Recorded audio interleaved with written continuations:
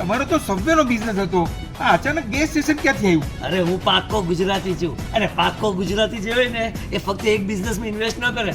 તમને ખબર છે પાક્કા ગુજરાતી કોને કહેવાય? અને પાક્કા ગુજરાતી તો પેલા સબવેમાં ઇન્વેસ્ટ કરે. સબવેમાંથી જે પૈસા કમાય કન્વિનિયન્સ સ્ટોરમાં ઇન્વેસ્ટ કરે. કન્વિનિયન્સ સ્ટોરમાંથી જે પૈસા કમાય ગેસ સ્ટેશનમાં ઇન્વેસ્ટ કરે. ગેસ સ્ટેશનમાંથી જે પૈસા કમાય લિકર સ્ટોરમાં ઇન્વેસ્ટ કરે. લિકર સ્ટોરમાંથી જે પૈસા કમાય મોટેલમાં ઇન્વેસ્ટ કરે. બધા જ બિઝનેસમાંથી કરોડો ડોલર્સ કમાય ને તો છેલ્લે બધાને એમ જ કે આજકાલ બિઝનેસમાં પહેલા જેવી મજા નથી. પટેલ, તું ગઈકાલે છોકરી જોવા ગયો હતો, ત્યાં શું થયું? એ છોકરી તો મારા પર મરવા તૈયાર થઈ ગઈ હતી.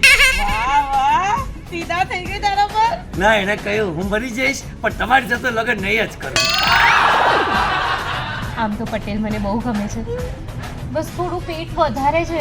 ઓહ, લગન પછી તો એનું હજી ડબલ પેટ બહાર આવશે. કેમ? લગન પછી હસબન્ડનું બધું ડબલ થઈ જાય. ખર્ચા ડબલ, ટેન્શન ડબલ, જવાબદારી ડબલ, ચશ્માના નંબર ડબલ, માથાનો દુખાવો ડબલ, અને થોડા વખત પછી હસબન્ડનું પેટ પણ ડબલ. પણ તું ચિંતા નહીં કર, જેનું મોટું હોય પેટ એને જ કહેવાય મોટા શેઠ. જો અહીંયા ઘણા બધા એવા મોટા શેઠ બેઠા હશે.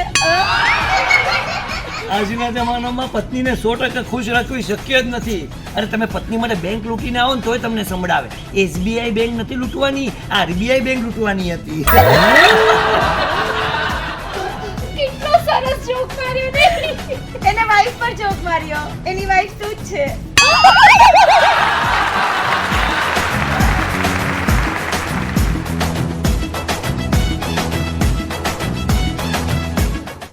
તમે બધા પુરુષો તો લગ્ને કુંવારા હો છો. એ તમે સ્ત્રીઓ અમને છે ને પુરુષોને આમ ખોટા ઓગવવાનું બંધ કરો.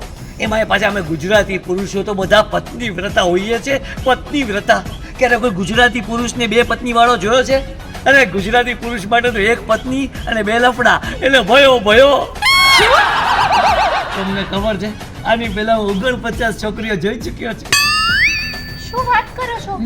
તો તમને એમાંની એકે ન ગમી? ના, મને બધી ગમી. એ લોકોને હું ગમવો જોઈએ ને.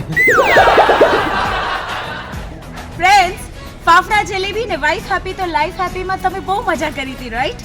હવે અમે અમારું નવું સુપર ડુપર હિટ કોમેડી નાટક લઈને આવી રહ્યા છે, એના કરતાં પણ વધારે મજા કરાવવા, જેનું નામ છે હાલો પટેલભાઈની જાનમાં. મને લાગે છે આ વખતે તો લગ્ન માટે મને કોઈ ડાઈ છોકરી મળી જ જશે. પટેલ, લગન પહેલા બધી છોકરી ડાઈ જ લાગે. અચ્છા. લગન પછી જ ખબર પડે કે ડાઈ છે કે પછી દોઢ ડાઈ છે.